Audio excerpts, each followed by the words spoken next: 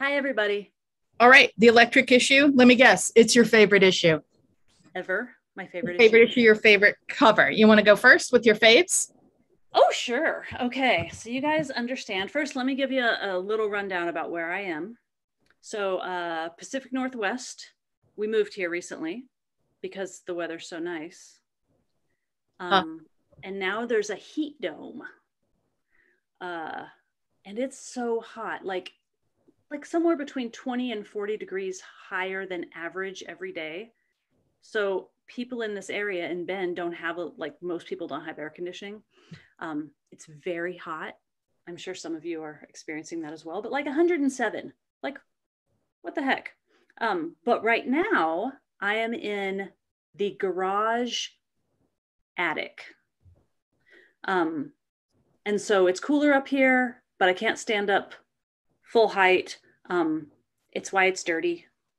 The rest of the house, spotless. It doesn't look dirty. It looks like that's where you store everything for photo shoots It is. for the magazine and for PLYAway. True. Actually, the PLYAway stuff is in Kansas City in the caves. Okay, so favorite things. You guys get to sit with me again while I do the share screen and the whole thing. I'm trying to not make that face like this, where I'm trying to figure something out. So, okay, I'm gonna present. I'm gonna share. Here we go. I don't see it. Am I sharing yet? Can you see my screen? Yes, it looks like Hawaii. Okay. Ooh, don't look at that one. No one look. Nobody look. No one look at any of these. Okay, there we go. That is the issue. Okay, one of my favorite things. Wait, tell the story about the cover. Oh, okay. Why? Okay, first, can I ask why I can only see myself? I don't want to see. Okay, there's some more people. So the cover is kind of 60s pop, like fantastic, groovy, electric issue, which was Elizabeth, who is our new designer and layout person's idea. But my middle child kind of worked on designing it and came up with a lot of like pop art references, came up with this idea of like flying the e-spinner.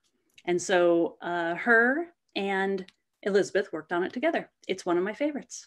It's cool. It's very Peter Max meets Yellow Submarine. Right? Super adorable. Okay, but I'm going to tell you my very favorite things about. Oh, I have a question though. I'm sharing the screen. Can you also see up in the right corner the people? No, we see you. Oh, okay. Yuck. Okay, so I'm going to show you my favorite things. My number one favorite thing is this crown, because when we got the crown, we were like, how are we going to shoot this well? Like, how are we going to make this look great? And not that it wasn't great, but it's kind of one of those things you can't just put it on someone outside and say, hey, look, it's a crown. So first it's got lit yarn, right? Like Esther Rogers spun this yarn, but we decided to go full Ren Fair, and my middle child, Drew, did her makeup. And this is our photographer's daughter. And I just love the picture. It's so, I don't know, I think it's just stunning. It's really evocative. There is a magazine called Fairy Magazine that has a lot of fae type of artwork and photography, and this is like one of the covers for that magazine. I really just love, and you know, yeah, Zoe is beautiful and tortured, like she's the tortured fairy. I really like it. So that's my number one thing, and part of that is because I didn't know how we were going to make it look great, and I think it's one of my favorite pages now. My next favorite thing is this by Yukako Santone. Do you guys, okay, I don't even remember how we how we got to this project. Like, I think it had more to do with Jillian. I think you found her. Mm-hmm.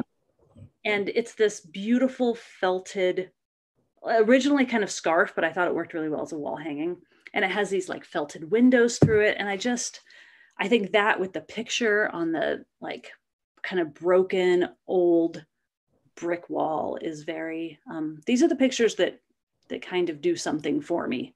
The rougher the background, the like nicer the fiber. I think it's just beautiful. So yeah, we wanted to do a Nuno felted something because we hadn't had that in the magazine yet, just to do a different type of project.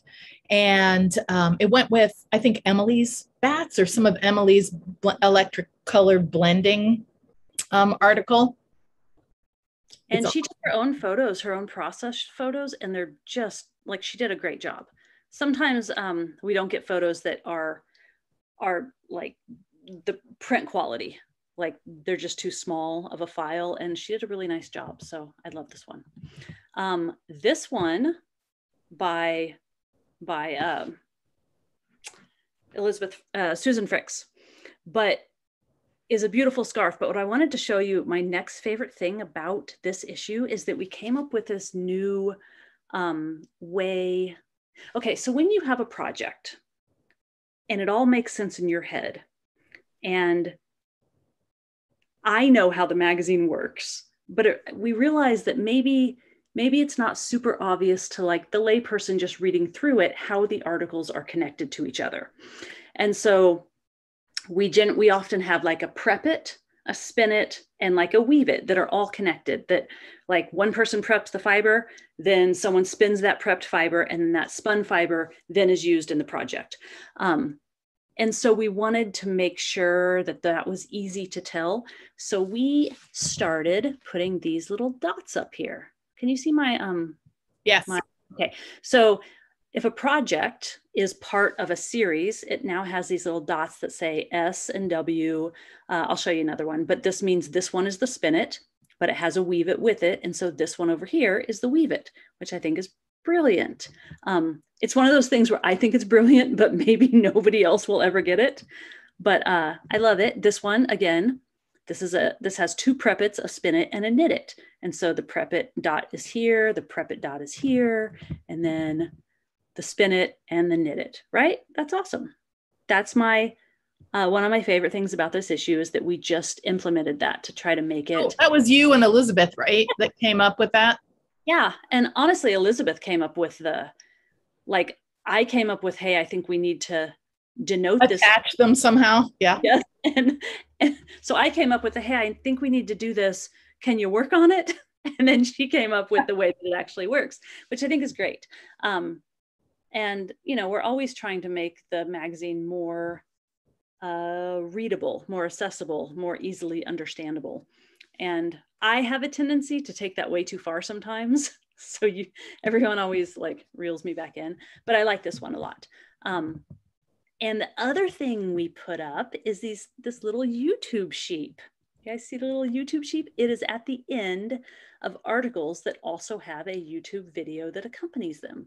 So if you see the little sheep, you know that we have on the YouTube channel, like a video that accompanies it. The idea, I hope, is to have more and more video demonstrations of things in the article, especially things that are difficult to portray in still photography, just to have some live video about that. And whether that's the authors doing it or someone else that knows how to do it, that's the plan. I think everyone close their eyes for a second. I'm going to see if the next one is really, oh yeah, this one. I love this illustration. And I think this is the last one I want to show you, but this illustration I love because since the magazine came out, I've probably gotten at least a dozen emails of people saying, this made my day, like representation matters and this made my day. Like it's just a simple thing. You don't like draw attention to it, but seeing someone that looks more like me, like not even in a photograph, but just in like a illustration is amazing. So I really like it. Those are my favorite things about this issue. Yay. Here's mine. Things. I will make that face because I always make that face. The hunting and gathering face. Did you want to see this again? Oh, no, wait, I can't because of YouTube. I love that there is so much e-spinning going on and so many e-spinners and so much electric stuff happening that we could have an electric issue.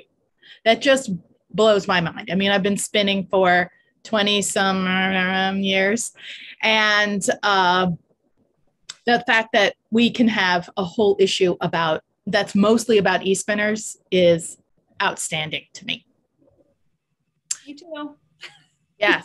Some of my favorite things are these gloves by Kate Atherley, which went along with one of your photos, Jacey, where it was the dyeing and the prep. Yes. And the spinning, and Evanita spun the yarn for these. But I love how Kate did the lightning bolt. She sent it to me and she said, "Is this too much?" I said, "Hell no, it's Ziggy Stardust," which is perfect for this issue. So I love those.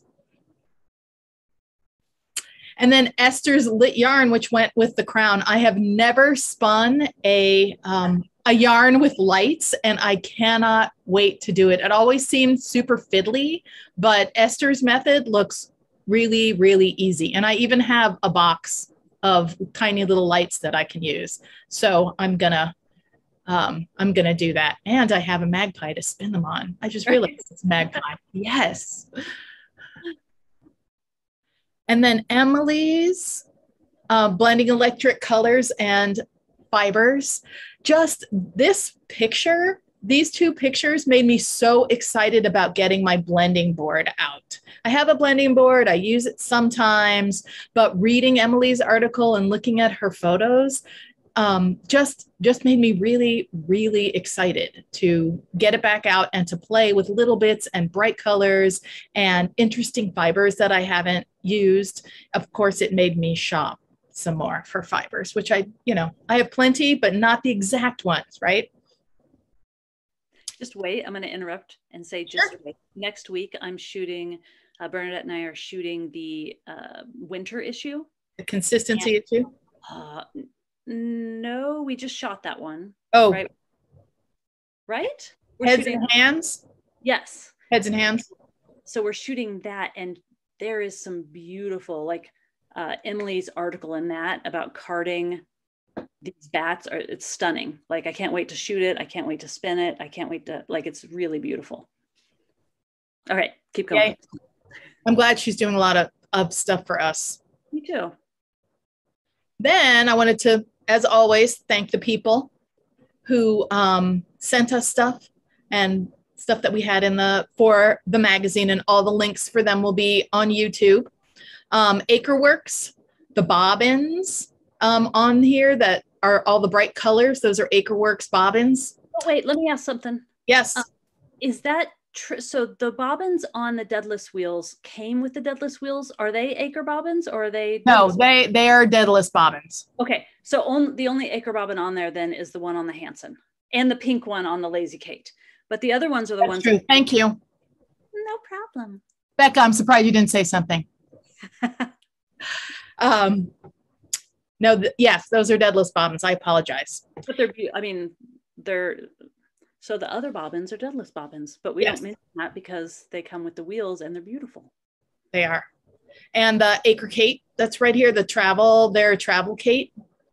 Yarnorama, that's Susan Fricks, who did the woven shawl. She Bombeck silk and silk hankies used in her shawl. DM fibers for fibers that we use, silk, mohair, and Corriedale, used for dyeing, and for Kate Atherley's gloves.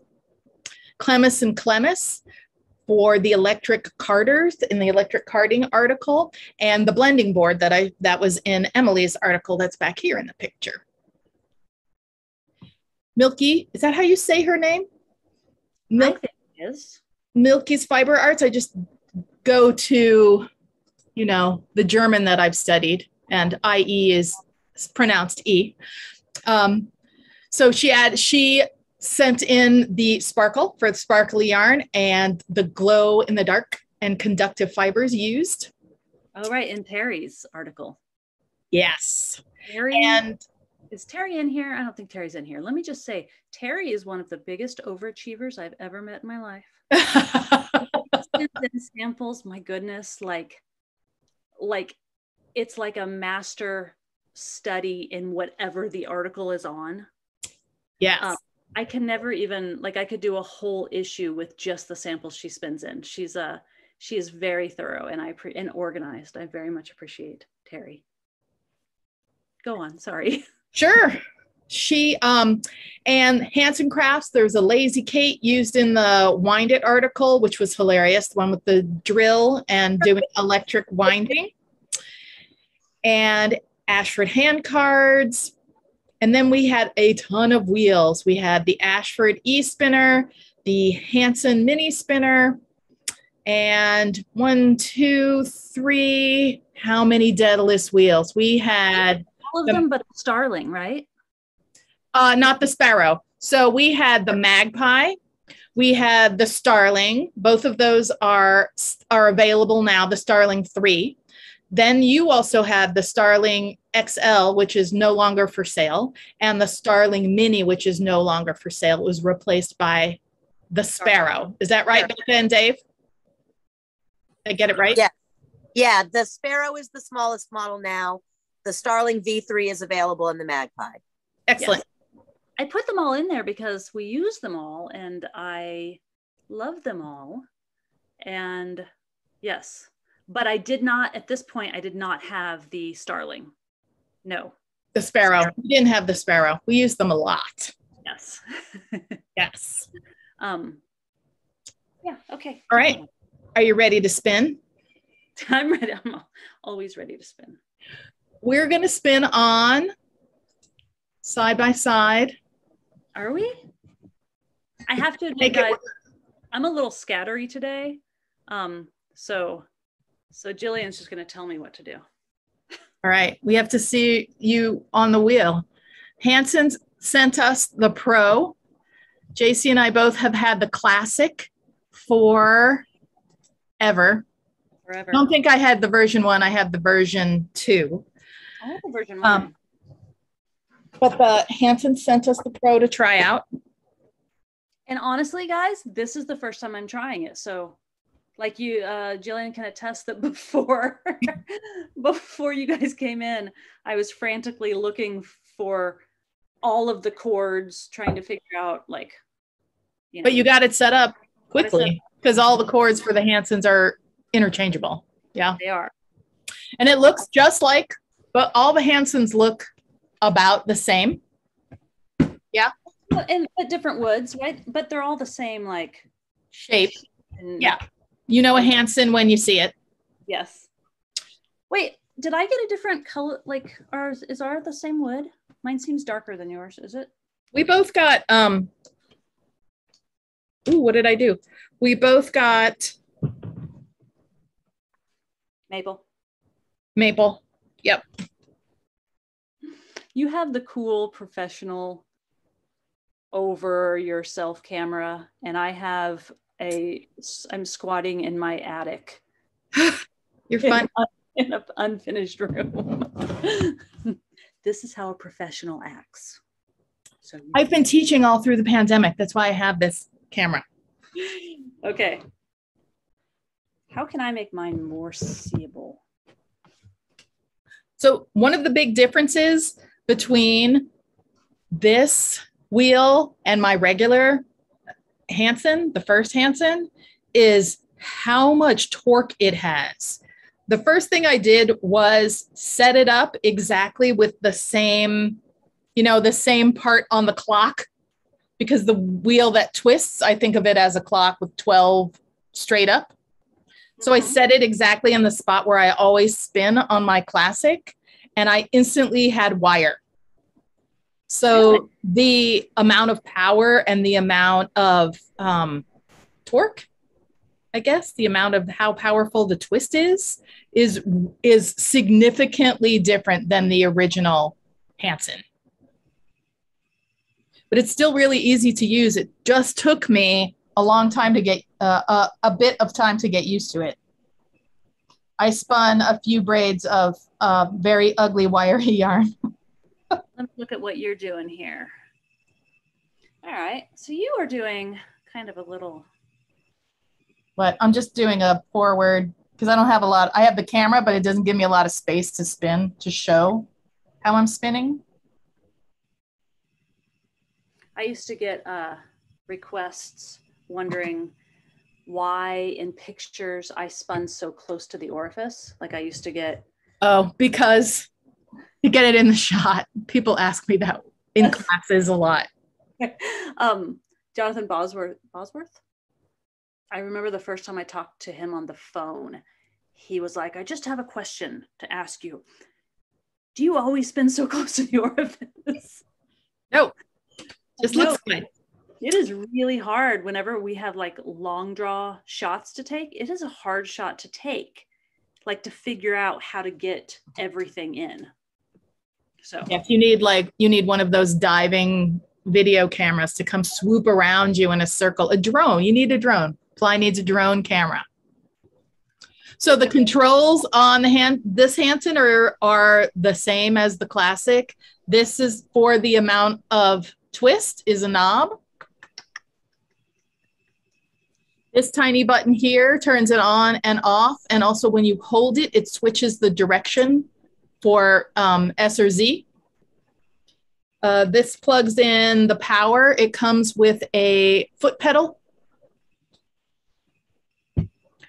And this is the knob for Scotch tension for the brake band. And it only sets up in Scotch tension. You can upgrade to this LCD output reader, which I highly recommend,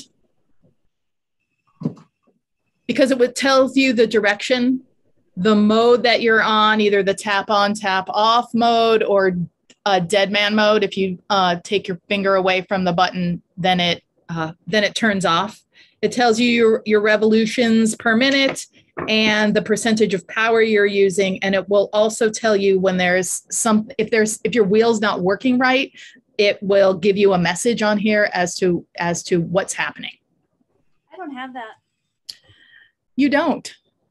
I don't feel like I have nearly enough information about what I'm doing right now without it. As soon as I started spinning on it and I felt the twist really kind of getting away from me, and because I've been spinning on the deadless wheels that come with the control box, and it gives you all of that readout information, I'm just absolutely addicted to that and don't want to spin without it now. So I went ahead and bought the power box. Okay, well, I should do that. Yes. The bobbin holds, I think, Laura, do you know? Was that one of that? I think that was one of your slots on your chart. 12 ounces, 14 ounces of fiber. I mean, it is a giant bobbin. Oh my gosh, you're right. You're right. The twist. Ooh. It is 14 ounces, Jillian. Thank you. And the deadlifts, and this Pro weighs about 4¼ pounds. So it is a heavy wheel. All right, comparatively, it's a heavy wheel, but that also means it doesn't walk around when you spin on it, even at a really high speed. Okay. I had on my, I've got an electric eel nano, and I have, it's one of the tiny wheel. And I have a ton of problems with that, just walking everywhere. I put a silicone pot holder underneath it that helps it a little bit, but it still vibrates like crazy. How do you like that wheel? I'm sorry? How do you like that wheel? You like that wheel? How do you like it? I've never spun on. The nano? Yeah, honestly, the only e-spinners I've ever used are the ones that you've seen me use. Yeah. I'll say that I use my deadless wheels the most. Yeah. And now that I have this Hansen, it'll be in high rotation. On my regular Hansen, I have a woolly winder. Yeah. And because of the power of this one, I am not sure that the woolly winder could keep up at faster speeds. Nothing against the woolly winder or this wheel. They're just made by two different companies. And I think with the power in this wheel, the woolly winder just doesn't have the capacity to keep up with it. I would still use my woolly winder on the regular one. Okay, good to know. What do you think? I think it's very nice. You're right. I usually spin, I mean, even just for photos, when we use this in photo shoots, I usually spin at around 2 o'clock and I'm at like 10. You spin at 2 o'clock with 12 being straight up? Yeah. Damn, girl. Well, this is at 10. And I switched fibers because I was using I don't know what, I was using a down fiber and for long draw, and it just was, I couldn't get it thin enough with this speed and even enough. So I switched to this just to see like how it handled different fibers. And it's nice. It does have a lot of, like, I wonder how thin I could get it. I should probably have Zeke try. Yeah. Yeah, I wonder what, I would be interested in a comparison and not to see which was better, but just to see what kinds of yarns. If your computer, you had it cut off. Yeah. No, I'm just looking at your chin. I would be interested in what kinds of yarns, what was the comfortable spectrum of yarns on the different e-spinners. I mean, I'm interested in that with all wheels actually, but there being some really solid, like good e-spinners now, because I have to say, before these, I was never like a big fan of e-spinners. Actually once outlawed them from my classes because we mostly, I'm sure, have you had that situation happen where you spend a lot of time a while back before like the new generation of e-spinners, like fixing e-spinners or trying to figure out how they work. But I'm interested in the yarns that they excel at, the spectrum that is comfortably spun. Yes. Different. You can't spin very fat yarns on there. The largest orifice for the Hansen is, you know, the diameter of my finger. So you're not spinning giant art yarns on there. True. You could spin a chunky yarn and finer because it comes with orifice reducers, but not a bigger yarn. It also comes with like I said, the plug for the car. That cracks me up. Yeah. No, it comes with the quills. Right? Didn't yours come? Oh, you can get, mine didn't. I think you have to get that separately. It's a separate purchase. It's Thank amazing. You, well, yes, I have a quill for my original one. Okay, that's what I have. Maybe yeah. I'm just, but there is a power cord that works with what used to be cigarette lighters in cars, but now, you know, is the hole where we charge our phones. Right. I still call it that with the kids and they're like, what? What is that? Yes, we're old. Yeah, I would be interested.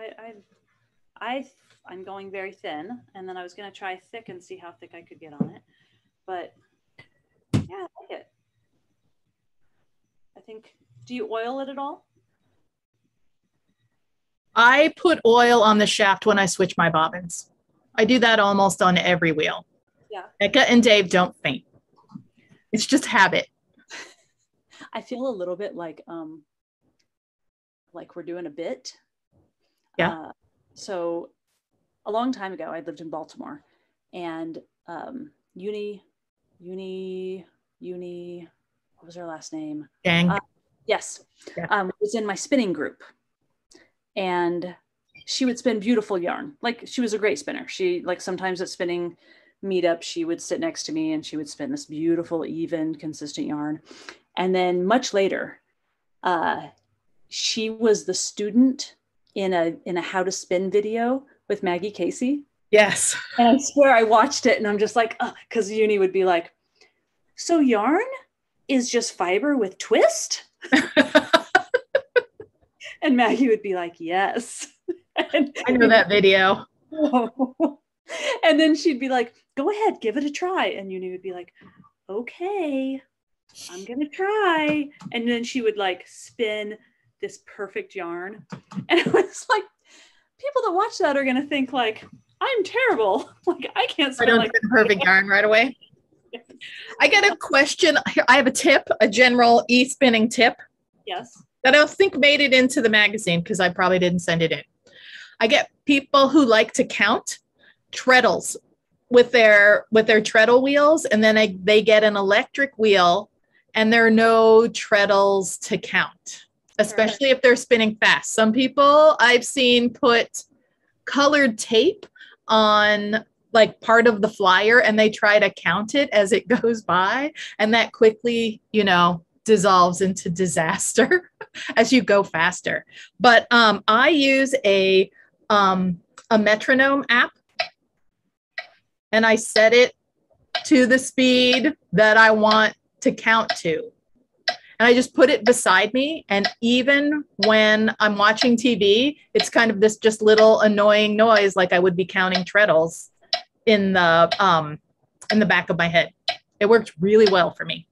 Does your family like watching movies with you? Sometimes I'm annoying. Sometimes I have to jump up and take pictures of knitwear. I pause the movie and have to jump up and take pictures of knitwear. That's a good tip. Good tip. Let's see. What tip do I have? I'm supposed to have a tip, right? You don't have a tip? I have a tip. Okay. Here's my tip. Label your cords. So many cords. I have so many cords. The Daedalus, last time when I got the sparrow, I'm so glad that it didn't come with a full set, that you didn't send me a full set of like cords again. Pro box and everything. Yeah. Like I've got cords because they're all interchangeable, which is great. But no, that's not my tip. My tip is, and this is true for any e-spinner and actually kind of any wheel, but we're just going to say for e-spinners right now, if you want to spin long draw without a front hand, like if you want to spin, like if you want to drink a glass of wine, yes, with one hand, you have to turn up your Scotch tension pretty high because you need something to pull against. Higher than, like if I have this Scotch tension, can you see? I'm going to turn it down here. If I have the Scotch tension turned up as high as I like, I'm just say short drafting here. If I turn it up as high as I need it to be able to draft backwards, with no front hand to pull against, it's really too high to do much else. But if I don't pull it up, if I don't turn it way up, like if I turn it down to what I would spin, say, point of contact, where I can kind of against my pinch, when I pull backwards without a front hand, it just pulls it out of the orifice. It pulls it off the bobbin. And then this happens, which is now recorded for all eternity. So my tip is, while I usually am a person, going to go this, that thinks that we generally have too much uptake or too much tension on our wheels, and I'm constantly, or I used to when I taught, telling people to like turn down their uptake. If you want to spin unassisted long draw on an e-spinner, that is the key that I have found. Let's do it again. Is turning your Scotch tension. I mean, like your spring is sprung. I'm going to show you in a second what the spring.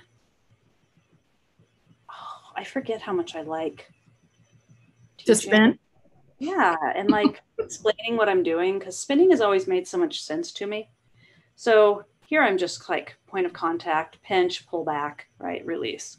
So my point of contact is generally how I teach people to do it. But if you want to do it without that front hand, I'm going to show you this thing in a minute, but you've got to first get here, and I'm actually drawing backwards, making more yarn instead of just pulling. And you turned up the break band. I did. Let me show you. By a lot. Yes, let me show you here. Can you see my break band? Can you see my spring? I see. So normally my spring is like this. Let's see. Ooh, look. Hey, I'm like you. You can see my business here. Okay, here's my normal spring, right? I'm just point of contact. That's my uptake. And if I want to do it one-handed. You crank it up. Yeah, can you see that? Is that clear? Yeah. Like I would never spin with that much uptake. That's almost twice the amount of uptake.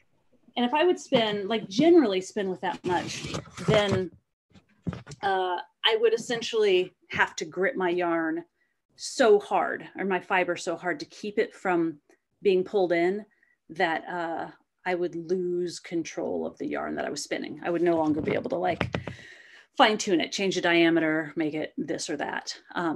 Which is why I always encourage people to turn their uptake way, way down, like to nothing, and then slowly turn it up until it's where you need it. So that's my tip. Yay. Our next thing is we have Laura Linneman here. I'm going to spotlight you, dear. Hey, friends. That is me. That is you. Does anyone have any questions about e-spinners and comparing e-spinners? Because she did the fabulous chart in the magazine that compares prices, sizes, just facts. Not, she can't answer, will I like this wheel? Which seems to be a lot of questions that people have. Or if you're looking to purchase a wheel, maybe I can steer you in the right direction. Do we need to introduce? Does everyone know who you are? Like how important you are in the world? She is very important. Y'all are too sweet. So I'll do a brief intro. I am Laura Linneman. I am a middle school librarian who goes back to work next week. I know, in Mississippi. So it is that time of year. I love spinning, which is ironic because I grew up with my mom spinning. She has a Matchless and a bunch of other wheels now, including various e-spinners. But I told her, I will knit, but I will never be one of those spinner people. And now I own 16 wheels. So, I love different wheels for different jobs, and I'm pretty passionate about it. I have a podcast called The Knit Girls, which you can find on YouTube, and I'm Lala Knits on Instagram. And feel free to ask me questions anywhere, because I love talking about wheels. And how about you can just open your mic and just ask questions. You don't absolutely. You don't have to put it in the chat, or spinners are wild that way. We don't require you to write them in the chat. Hi, my name is Lori. Lori. I'm in Portland, Oregon, if that matters. I have lots of traditional wheels, with treadles and everything like that. And I love to spin with my treadle wheel and ply with my electric wheel. Yeah. Someone was saying, well, you're going to get terrible results because, traditional wheels pull at a certain rate and then the electric wheel plies at a different rate. And so it's going to be all out of whack. No, you're all shaking your head. Okay, good. Yeah. So 100% of my yarns are plied on an e-wheel. I spin a lot on treadle wheels. I have a Ladybug, a Lendrum upright, and a Matchless that I spin on, and a Rose all the time. and I ply solely on a Hansen with a woolly winder because I am terrible at moving hooks. When I am plying, I get into a zone. I'm watching the Olympics. Something's happening. 45 minutes have gone by and I have a nice little lump on my bobbin if I do not have a woolly winder for plying, or it's just come all apart. So I think plying, getting an e-spinner to ply is an amazing thing to do. Well, besides the fact that doesn't make, I mean, I'm sorry, I'm just going to jump in for a second. No, do it. That so many spinners also spin on spindles and then use their wheels to ply those yarns. Like, right. In reality, is if you have a feel for your yarn and plying, like, it doesn't matter what you spun the yarn on. You could spin it with a stone on your thigh. Absolutely. And also that most e-spinners have giant bobbins, so I can ply, you know, 4 of my Lendrum bobbins worth on my starling, on one bobbin on my starling. Absolutely. Starling has a giant bobbin. Yeah. The magpie bobbin is amazingly huge. Yes, that's true. That's my big one. That's my green one. The big, oh, mine's my cubby. It has its own cubby at my house. Does anybody have any other questions for Laura? How many? Which wheel should I get? It depends on what you want to make. Oh, tell me the difference. I thought it was interesting because of so much 3D printing now, the different kinds of plastic. So I actually melts in your car, will melt in a hot car, or at Jacey's house. Gave me this tip because they're in here and they are the wonderful people who make the Daedalus wheels, which I'm actually spinning 0 as I talk to y'all. And we were talking about, and I'm going to spotlight them too. Oh, good. They know all the things. So on Saturdays, they have the coolest like chat group that's on Zoom that gets together, and I learned so much in that group. And one of the things we were discussing was different types of plastic for 3D printing. And there's PLA. I'm gonna make Dave talk. And do you want to explain the differences, Dave? Dave's amazing. Like, he knows all the things. So I'm gonna let him take it over because also he's like a scientist-y person. Oh no, hardly. The thing, 3D printing kind of can get a bad name. People will say, you know, like, oh, well, that's not built to last and it's not, you know, it's not going to be as good. And that's not necessarily so. It depends on the actual type of plastic that's being used. 3D printers can print very, very strong plastics, nylons and polycarbonates and things that would last forever. But the problem is when you get into 3D printing on a hobby level, the type of plastic that you usually start off with, it's just the easiest to print, is called PLA, and that's short for polylactic acid. It's a plastic that was developed in the late 1970s and had a really low melting point, and nobody really knew what to do with it back then. It just kind of hung around. And then in the 1990s, when 3D printers were actually becoming a thing, they were like, well, we need a plastic that melts at a pretty low temperature so we can get it to, you know, come out of a nozzle real easy. And so they went with PLA. And it works great. PLA is still around today. But that low melting point is kind of the Achilles heel of it, that you wouldn't want to take a PLA item and put it in a hot car in the summer or expose it to direct sunlight, or, you know, to where it's going to build up heat for any length of time, because it'll start to sag. It'll start to kind of look like a licked lollipop. The next step up from PLA, at least in manufacturing, is really ABS plastic. It's probably widely, the most common.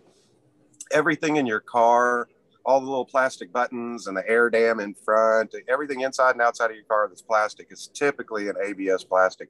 And so it's really tough and rough. And we know that won't melt. Yeah. So that's what you're saying. You know that type of stuff's going to last forever. And there's even crazier plastics that go on up from there.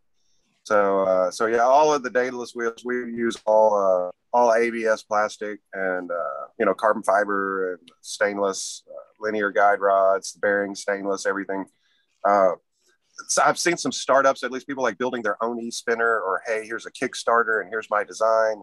It's just, you would want to watch out for ones. If you're spending money on a PLA made product, you would have aware of the care that you need to take to make that product last and to keep it out of the heat. And like lots of public libraries will let you print things like bobbins. Yes, I was going to say, or your friend who, you know, just got a 3D printer, but they are going to have, we'll say, oh, I'll print parts for you or bobbins for you, but they are going to have the PLA, is that right? They're going to have the PLA plastic and not the ABS plastic. So just something to think about. Buyer beware. Yep. Oh, Victoria's got a question in the chat. Hold on.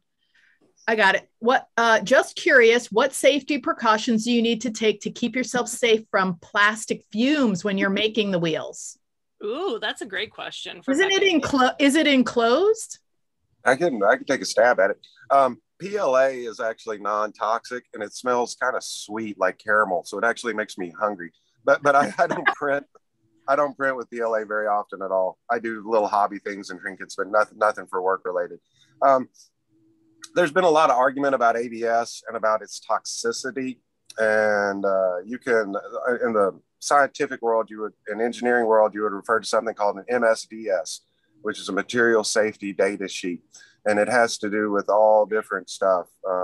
Look up on your dies, look up the MSDS if you're a dyer, look up some of the MSDS on some of your dies. And it basically tells you how to handle it, how it can be dangerous.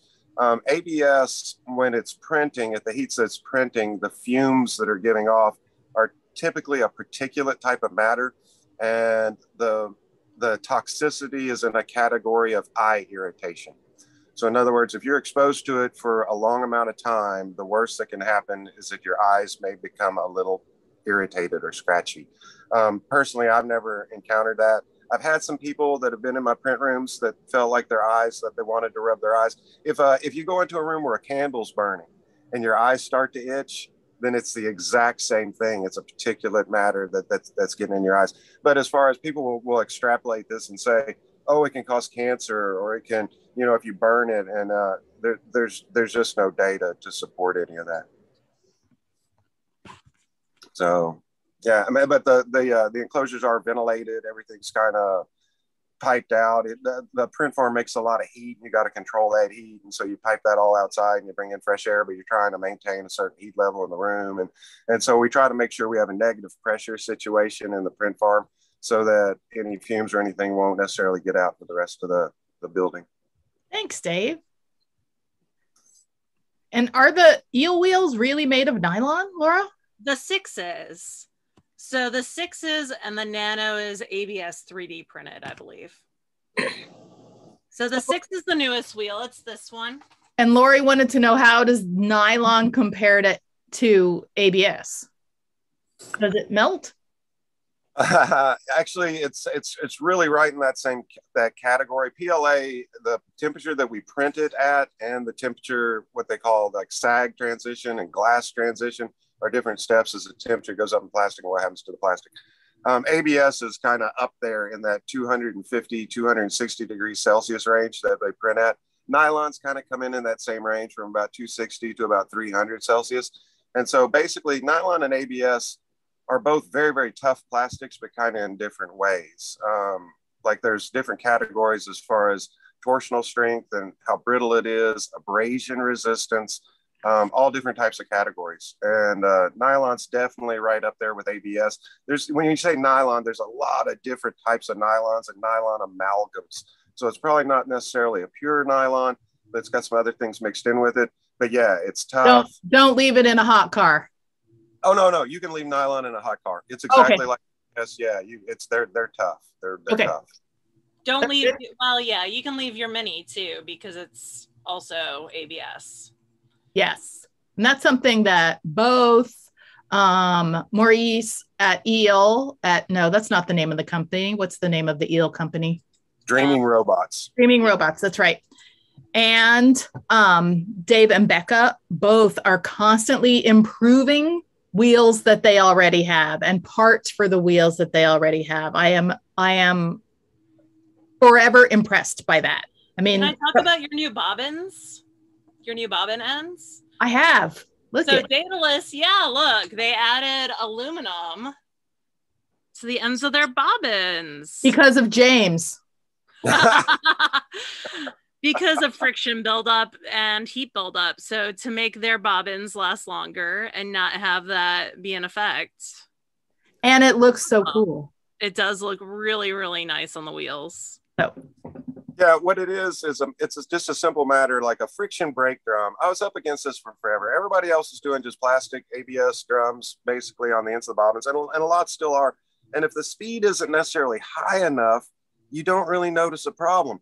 When I upgraded my wheels and as my designs evolved and they started getting more speed and more power, it was okay until I gave it to somebody who could really use all that speed. And then they said, you know, hey, this plastic guy, drum, right? Yeah, James. He was the first.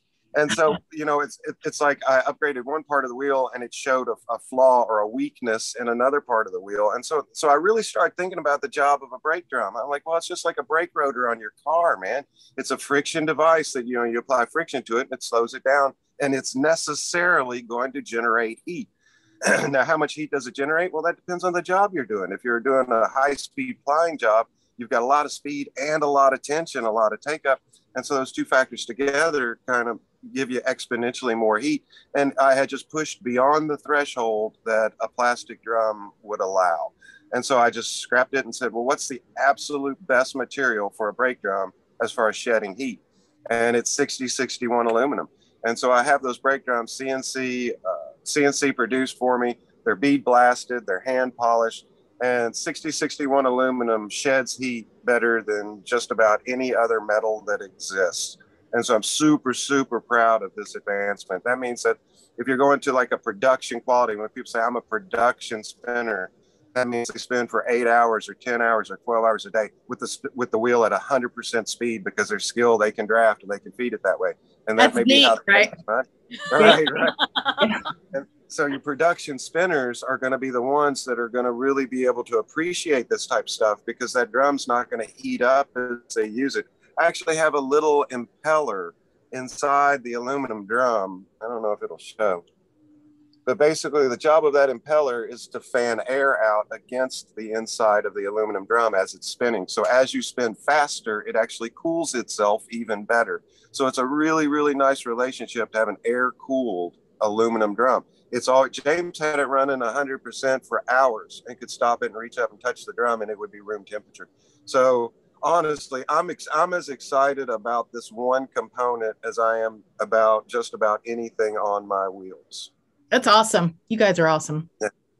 Thank you. Does anybody have any other questions for Laura about comparing e-wheels or let's see. So Lori has the 6 and the Nano. And the Nano. Yep. So yes, leave them in your car. You can leave them in your car. Let's leave things in cars. Let's just say that they could be left in. They can take the heat. They don't need to get out of the kitchen. It's 108 degrees today in Mississippi. Gross. So all right. If there are no more questions, thank you, Laura, so much. Thank you guys so much for having me. I really appreciate it. And thanks for your article. That was a lot of work. I enjoyed it quite a lot. Ooh, I have an email from you, which I will reply to. You're fine. You're fine. All right. I'm going to share my screen because the next thing to talk about, unless you have something, JC. I don't. Okay. There's Laura's article. I love what the designer did with it too. Nice. It's really nice. So pretty. Yeah. Everything's color coded. It just makes my little geeky heart so happy. I wanted to show, am I spotlighted? Is it spotlighted? Can everybody see?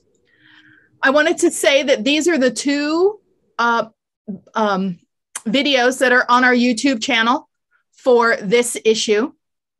Amelia demonstrating the power plying, which I will frankly say that I read the article and it sounded cool. And I'd also read it in Alden's book, but never really got it until I watched this video. And then a super fast motion blending video with Roy Clemis. Yes, the time lapse. Yeah, He's funny. But the last thing I'm going to talk about before JC talks about the next issue coming up is dun dun PLYAway Hooray is coming. So April 19th through the 23rd in 2022. I'm so confused about dates, and even more confused this weekend because the Olympics say 2020 on them. All of the Tokyo Olympic stuff say 2020, and it just throws me into a time warp. It's going to be at the Westin and Crown Center, Kansas City, where it's always been. And yes, there is the fountain pen store there that you might have heard about, where we go and spend a lot of money. Classes will be up in August 20th. Is that right, Jacey? That is right. And registration is in October. Yeah, let's do October. We haven't picked a date yet, but I'm open. Rocktober. It's my favorite month, Rocktober. And just to throw this in there, there is 1 or 2 more teachers that may be added. So keep an eye out. Yep. It is an astounding group of teachers, including James. Woohoo! Very excited. This is kind of our... And does he know he's doing the talk yet?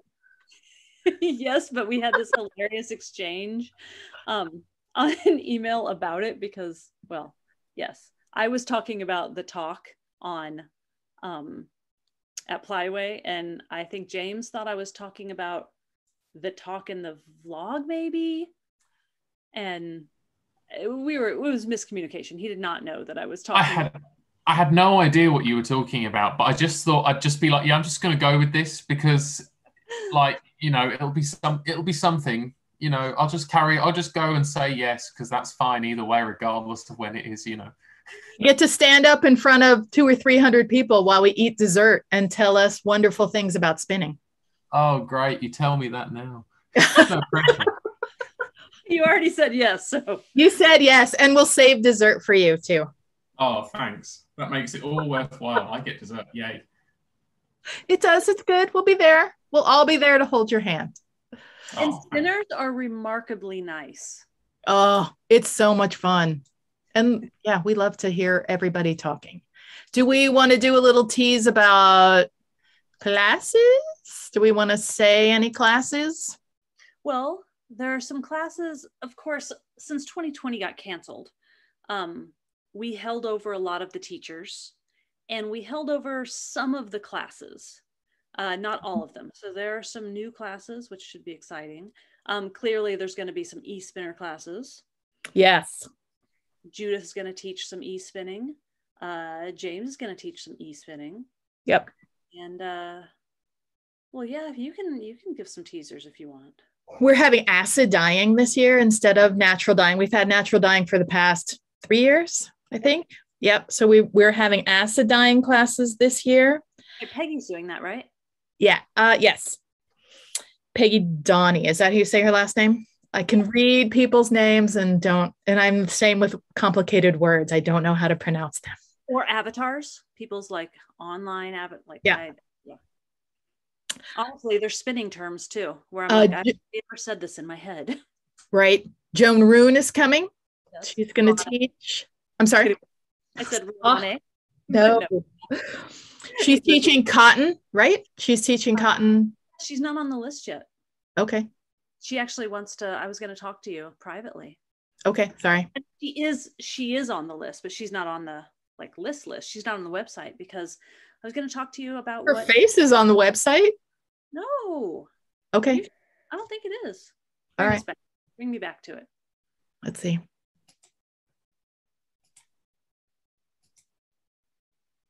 Oh no, that was Peggy. Looked like Joan.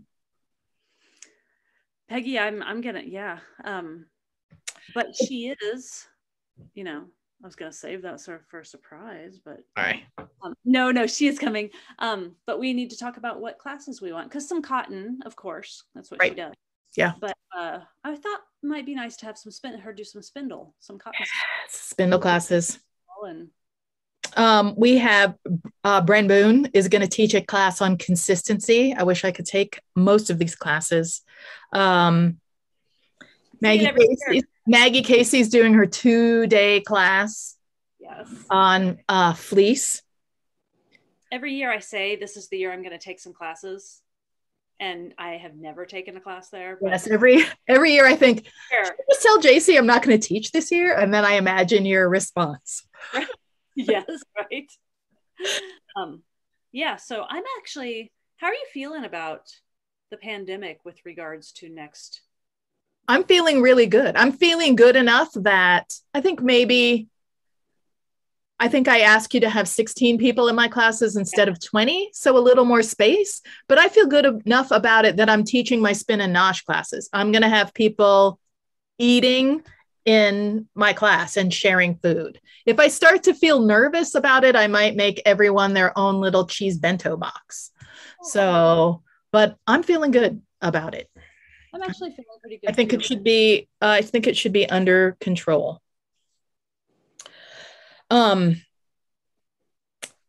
Judith is teaching spinning for weaving class and her e-spinner class. She's doing a tint, tone, and shades class. Everyone's always excited about Judith. That one did look good. Emily Walschild is teaching bats. Thank you for saying her name out loud. Walschild. Actually, I always put an extra L in there. I like to invent people's names. One day, Evanita, I'll tell you how I pronounced your name for a really long time. I made it very, very fancy. I'm sure she's heard it before. Yeah. Megan Condon, who has not taught for us before, is teaching, right? She does all the infographics for the magazine. Yep. Amy Manco is teaching rare breeds. I'm excited. Maggie's doing her fleece class. She's doing a big and lofty class, a brand new class about twist. All of a sudden, Maggie's very excited about the idea of twist and just singling that out. And she's doing her long draw class. Awesome. Heavenly Bresser is teaching. She's doing a blending board class, which also I'd love to take, and a class on wheels, because she is the most, I wish she could bring all of her antique wheels with us and her whole workshop that she has now for repairing and building new parts for wheels. But no, we can't do that. I think she's in Illinois. If she's driving, I might ask her if she can bring some of the things, because but she's doing her class is Make Your Old Wheel Feel New Again, which definitely a wheel spa type of class. Stephanie Gaustad is teaching a ton of classes. I think she's teaching the most of anyone. She and Judith. Yeah, Stephanie, I love Stephanie so much. She's doing double drafting class. I'd like to take that. And finishing. All right, that was quite a teaser you did there. Sorry. So, when is the vendor market going to be exactly? Vendor market is Thursday at noon to Saturday at 3. Wonderful. So, and we open it Thursday and Friday. We open it at noon so that the vendors don't have to be in there at a ridiculous hour and then wait while people are in classes. So we let them kind of chill and have a morning, and so it's not exhaustive. And then on Saturday we open early because the people in the area come to the market that on the weekends. So it's a nice time frame. I actually need to get on vendors and email everybody and start organizing that. It's too easy to kind of not do anything lately. It's hard getting back on the horse. It is. And especially with the heat. Yeah. So, okay, what else we got? You were going to tell us about the next issue. Okay. Next issue is that's the one that's consistency, not the one that you are shooting. Yes, it's consistency. And yeah, as lots of our issues, I sometimes hear people voice reservations about the theme, because I think sometimes people assume that a theme is an endorsement of only that thing. So I want to start by saying that the consistency issue, you're talking to me, is not an endorsement of all yarn needing to be perfect and even. It is an issue that focuses on making your yarn more perfect or more even or more consistent in whatever consistency means to you. But I didn't want to go into it. I wanted to assure people that it does not necessarily mean that we think that all yarn. We're not going to be treadling to the crimp. No, and we are not, as nobody should be, the yarn police or the spinning police, but yeah. The issue is really great. It has a lot of really talented spinners in it. And a lot of spinners that, and maybe you guys know this already, but sometimes when a theme comes up and I want to know something specific, I will ask someone that doesn't know the answer to do like a series of experiments and try to figure out the answer. So it has a lot of that, a lot of like what improves consistency. But I wanted to show you because the issue is not laid out yet. It's still in preliminary layout. But I did want to show you some of the things from it because I'm excited about them. So here we have to do this thing again where I share.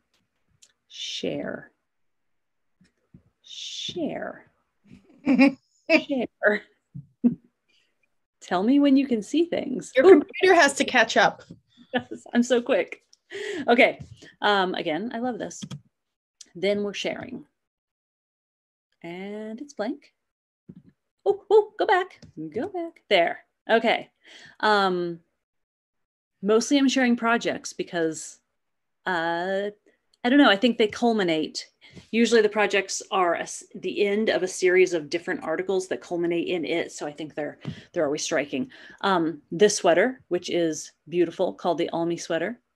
And this person right here is my middle child.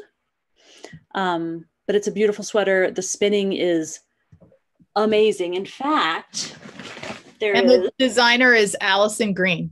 Yes, thank you. There's extra yarn from this one, which I have right here. And it is like, can you see that? Where do I show you? It is beautiful 3-ply. Like I have extra, so I'm going to knit something out of it. Do you remember who dyed this color? I don't. Fiber artist. It'll say in the magazine, but I love the sweater. Next to it, hello.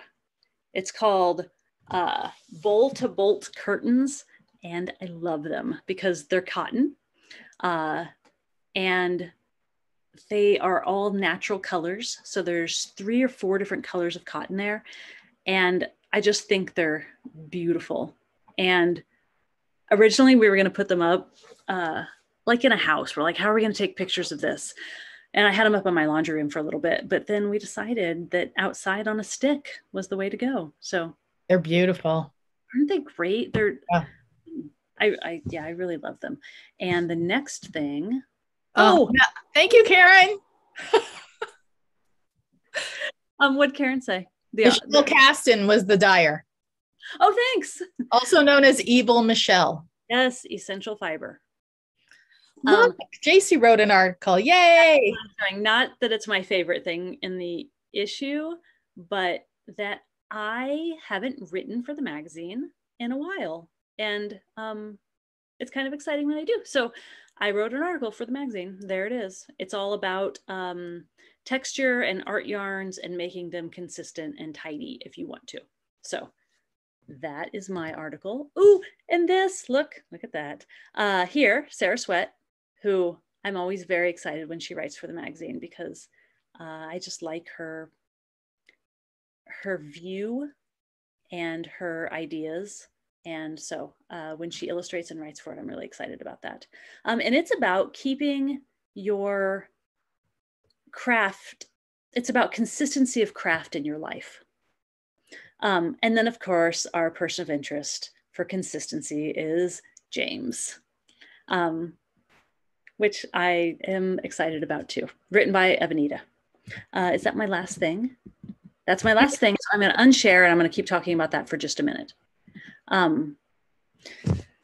Yes. So in consistency, in an issue, we generally think about like a person of interest to kind of highlight that really speaks to that topic and consistency was, it was kind of a no-brainer for us to choose James for this, because he's consistently not only been a consistent in the spinning community for a while, but also such a consistent spinner, and consistent in his quality of like writing for the magazine and spinning for the magazine, and just being like super consistently reliable.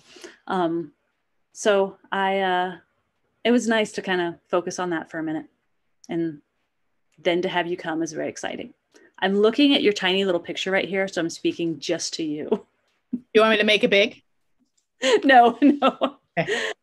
So those are kind of like deeply in his eyes and thank him for being so consistent. Did that sound like a mini love letter? It was a little bit of a James love letter, but you know what? We all have that love letter to James. Oh, so yeah, that's a little mini preview of the magazine, of the next issue, which I'm sure is going to be my favorite.